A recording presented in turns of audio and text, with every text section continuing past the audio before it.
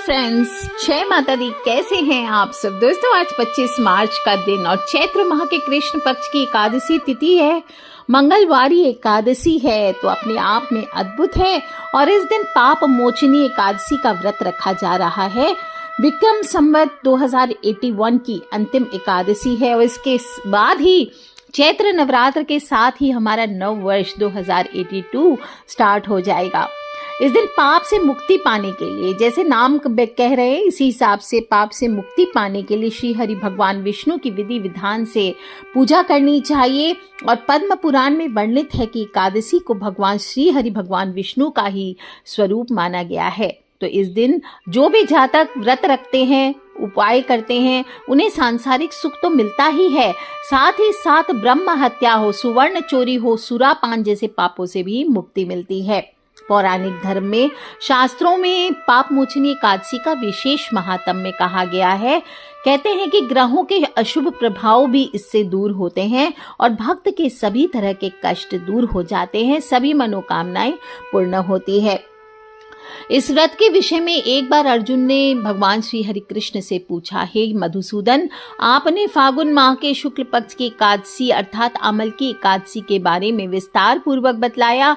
अब चैत्र माह के कृष्ण पक्ष में आने वाली एकादशी का क्या नाम है, उसकी विधि क्या है, कृपा करके आप मेरी बढ़ती हुई जिज्ञासा को शांत करें। तब भगवान श्री हरि कृष्ण कहते हैं, हे अर्जुन, चैत्र मास के कृष्ण पक्ष की एकादशी को पाप मोचनी एकादशी के नाम से हम जानते हैं। एक बार की बात है, पृथ्वीपति राजा मानधाता ने लोमेश ऋषि से यही प्रश्न किया था जो तुमने मुझसे किया है।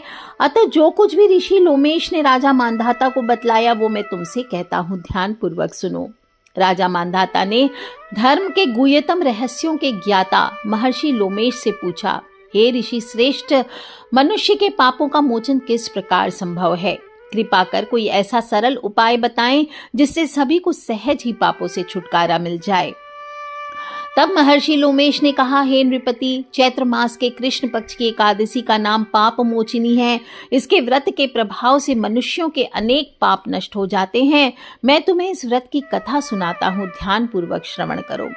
प्राचीन समय में चैत्र रथ नामक एक वन था। उसमें अप्सराएं किन्नरों के साथ विहार किया करती थी।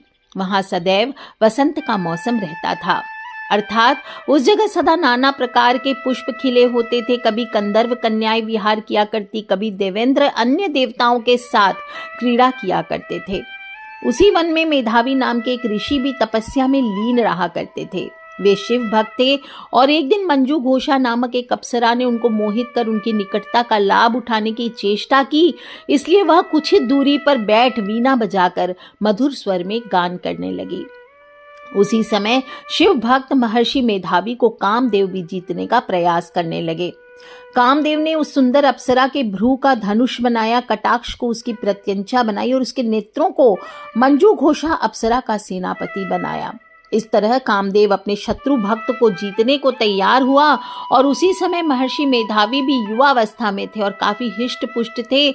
उन्होंने यज्ञोपवीत तथा दंड धारण कर रखा था। वे दूसरे कामदेव के समान ही प्रतीत होते थे। उस मुनि को देखकर कामदेव के वश में हुई मंजू घोषा ने धीरे धीरे मधुर वाणी से वीणा पर गायन शुरू किया। तो महर्षि मेधावी भी मंजू घोषा के मधुर गाने पर तथा उसके सौंदर्य पर मोहित हो गए और वह अप्सरा मेधावी मुनि को कामदेव से पीड़ित जानकर उनसे आलिंगन करने लगी। महर्षि मेधावी उसके सौंदर्य पर मोहित होकर शिव रहस्य को भूल गए और काम के वशीभूत होकर उसके साथ रमण करने लगे। काम के वशीभूत होने के कारण मुनि को उस समय दिन रात का कुछ भी ज्ञान न रहा और काफी समय तक वे रमण करते रहे। तदुपरांत मंजू घोषा उस मुनि से बोली, हे ऋषिवर, अब मुझे बहुत समय हो गया, इस स्वर्ग जाने की आज्ञा दीजिए। अप्सरा की बात सुनकर ऋषि ने कहा, हे मोहिनी, संध्या को तो आई हो, प्रातः काल होने पर चली जाना। ऋषि के ऐसे वचनों को सुनकर अप्सरा उनके साथ फिर से रमन करने लगी। इस प्रकार दोनों ने साथ साथ बहुत समय बिता दिया। मंजू घोषा ने एक दिन ऋषि से कहा, हे विप्र, अब आप मुझे स्वर्ग जाने की आज्ञा दीजिए। मुनि ने इस बार भी वही कहा, हे रूपसी, अभी ज्यादा समय व्यतीत नहीं हुआ है, कुछ समय और ठहरो। मुनि की बात सुनकर अप्सरा ने कहा, हे ऋषिवर, आपकी रात तो बहुत लंबी है, आप स्वयं ही सोचिए मुझे आपके पास आए कितना समय हो गया, अब और ज्यादा समय तक ठहरना क्या उचित है। अप्सरा की बात सुन मुनि को बोध हुआ और वह गंभीरता पूर्वक विचार करने लगे।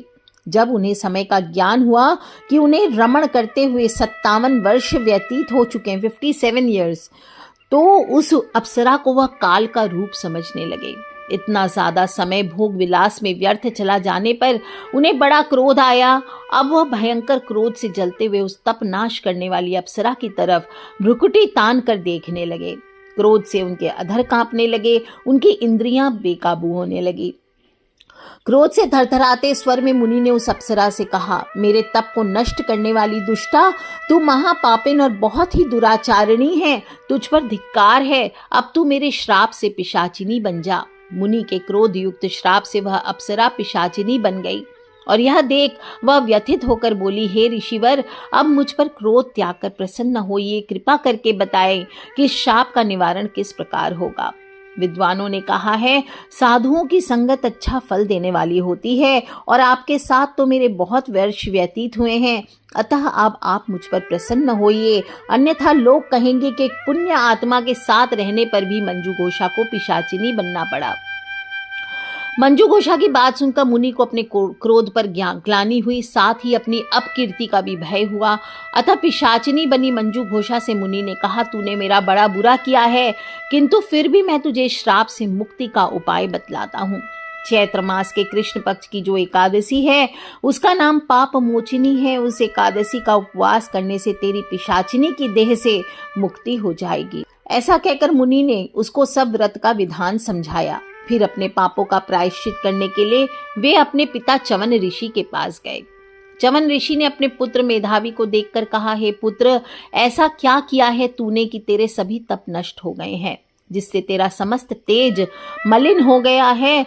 मेधावी मुनि ने लज्जा से अपना सिर झुकाकर कहा, पिताश्री, मैंने एक अप्सरा से रमण करके बहुत बड़ा पाप किया है और इसी पाप के कारण संभवतः मेरा सारा तेज और मेरे सारे तप नष्ट हो गए हैं। कृपा करके आप मुझे इस पाप से छूटने का उपाय बतलाइए। तब ऋषि ने कहा, हे पुत्र, तुम चैत्र माह के कृष्ण पक्ष की पाप मोचिनी एकादशी का विधि तथा भक्ति पूर्वक उपवास करो, इससे तुम्हारे सभी पाप नष्ट हो जाएंगे। और अपने पिता च्यवन ऋषि के वचनों को सुनकर मेधावी मुनि ने पाप मोचिनी एकादशी का विधि पूर्वक व्रत किया।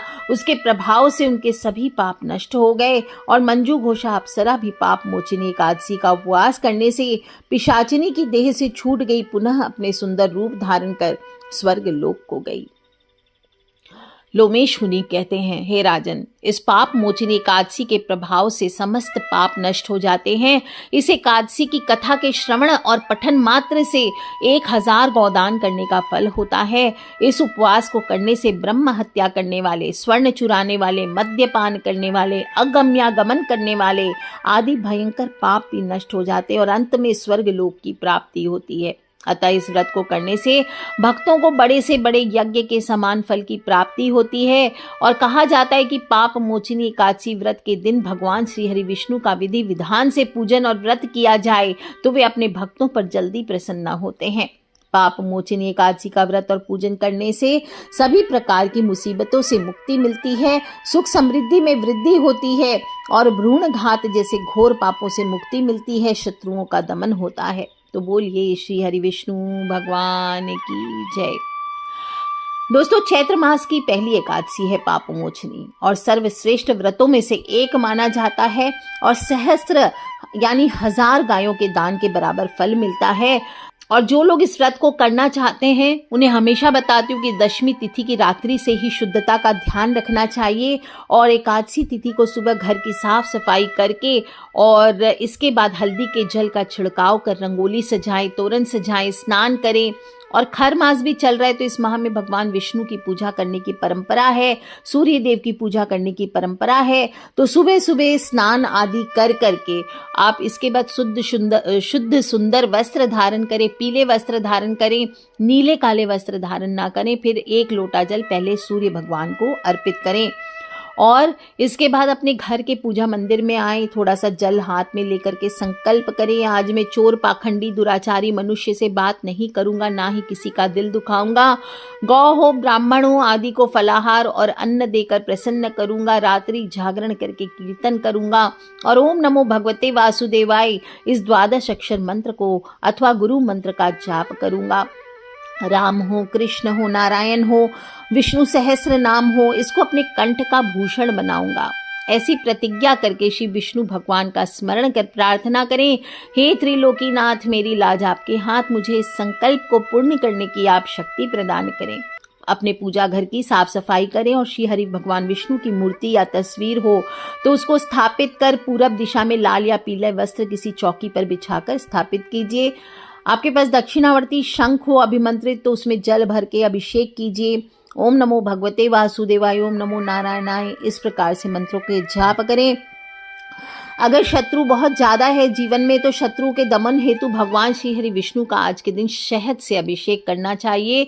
इसके बाद शुद्ध जल से स्नान करवाकर सूखे वस्त्र से पोंछे, चंदन चढ़ाएं, चंदन का ही अत्र लगाएं, जनेऊ धारण करें, पीले वस्त्र धारण करवाएं। प्रभु पीताम्बर धारी हैं तो पीताम्बर ही धारण कराना चाहिए। स्वयं भी इस दिन पीले ही वस्त्र धारण करें और गाय के घी का दीपक जलाएं। हो सके तो 11 मुखी दीपक जलाएं, नहीं तो 11 बाती का दीपक जलाएं और 1 बूंद शहद अपनी मनोकामना बोलते हुए डाल दीजिए। देखिए कमाल, शहद मिले गाय के घी का 11 मुखी दीपक करने से आपकी सभी मनोकामनाएं पूर्ण होती है, आपके अंदर वशीकरण की क्षमता आती है। और चंदन से धूप करें, पीले पुष्प चढ़ाएं, तुलसी पत्र, जो भी भोग अर्पित करेंगे उसमें तुलसी पत्र अवश्य अर्पित करें, ऋतु फल चढ़ाएं, दूध शहद का भोग लगाएं। और एक विशेष मंत्र बताती हूँ, ओम पुण्याय नमः, बड़ा एक गुप्त मंत्र है, ओम पुण्याय नमः, ओम पुण्याय नमः, इस मंत्र का जाप करें।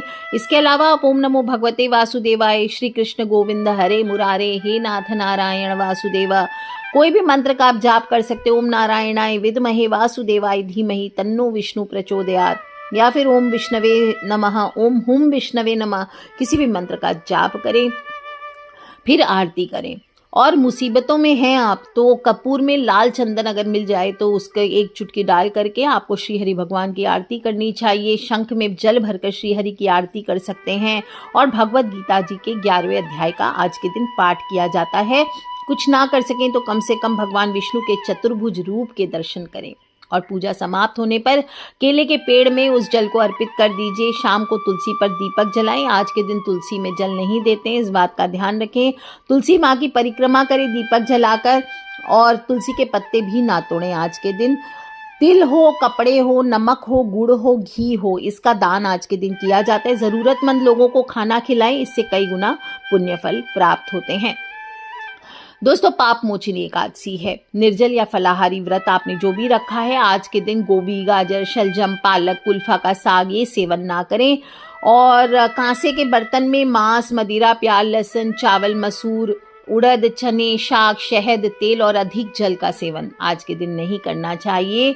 आज के दिन आपको जौ, गेहूं, मूंग, सेंधा नमक, काली मिर्च, शर्करा और गाय के घी का 1 बार भोजन करना चाहिए। और किसी का दिया हुआ अन्न आज के दिन ग्रहण ना करें। आम हो, अंगूर हो, केला, बादाम, पिस्ता इत्यादि अमृत फलों का सेवन करना चाहिए। आज के दिन ज्यादा से ज्यादा मौन रखें, जाप करें, शास्त्रों के पठन करें, कीर्तन करें, रात्रि जागरण करें। ये विशेष लाभ पहुंचाते हैं। मधुर बोले, अधिक ना बोले। जुआ हो, निद्रा हो, पान हो, पराई निंदा हो, चुगली, चोरी, हिंसा, मैथुन, क्रोध, कपट, झूठ, ये कुकर्मों से दूर रहें। और बैल की पीठ की सवारी ना करें। आज के दिन भूलवश किसी निंदक से बात हो जाए तो इस दोष को दूर करने के लिए भगवान सूर्य नारायण के दर्शन कर श्री हरि का पूजन कर क्षमा मांग लें। दोस्तों, इस दिन बाल हो, दाढ़ी हो, नाखून हो ना काटें। स्त्रियां बाल ना धोएं, ब्रह्मचर्य का पालन करें। और एकादशी के दिन अगर किसी संबंधी की मृत्यु हो जाती तो उस दिन व्रत रखकर उसके फल का संकल्प मृतक को दे देना चाहिए। और श्री गंगा जी में अस्थि प्रवाहित करने पर भी एकादशी व्रत रखकर व्रत का फल प्राणी के निमित्त दे देना चाहिए। दोस्तों, इस विधि से व्रत करने वाले उत्तम फल को प्राप्त करते हैं। और इसके बाद द्वादशी को पारण जरूर करें। ब्राह्मणों को मिठाई हो, दक्षिणा आदि दे करके उनकी परिक्रमा करें। और एकादशी का व्रत सभी उपवास में श्रेष्ठ माना गया है। तो सभी लोग ज़रूर करें, मन को प्रसन्न रखें, इससे शरीर की शुद्धि भी होती है, मन भी नियंत्रण में रहता है और कई गुना शक्ति आपके शरीर में आती है, आपके घर में आय की वृद्धि होने लगती है, परिवार के सभी लोग निरोग रहते हैं, कोई भी प्रकार की बीमारी नहीं आती और व्रती को मोक्ष प्राप्त होता है। तो आप स्वयं भी करें और अपने फ्रेंड्स, फैमिली, मम्मी पापा, भाई बहन, बच्चे सभी लोगों से आप इस वीडियो को ज़रूर शेयर करें और अपने दीपक में जो मैंने 1 बूंद शहद डालने को कहा है आज के दिन वो ज़रूर कीजिए। आप देखिए आपकी हर मनोकामना अवश्य पूरी होगी। आप सभी को इस पाप मोचिनी एकादशी की हार्दिक हार्दिक शुभकामनाएं, सच्ची कामना के साथ कि विष्णु भगवान आपके सभी कष्टों को हरे, आपके जीवन में सुख समृद्धि आए। इसी सच्ची कामना के साथ आज के लिए इतना ही। अकेले नहीं सुनना है दोस्तों, व्रत की कथा मैंने सुनाई है, आप भी कम से कम अपने फ्रेंड्स, फैमिली, मम्मी पापा, भाई बहन, बच्चे सभी लोगों से शेयर अवश्य करें, क्योंकि हमें नहीं पता कौन सा उपाय कब किसकी लाइफ बदल दे। So love you all friends, take care. जय माता दी, बम बम भोलेनाथ की, बोलिए एकादशी माता की जय।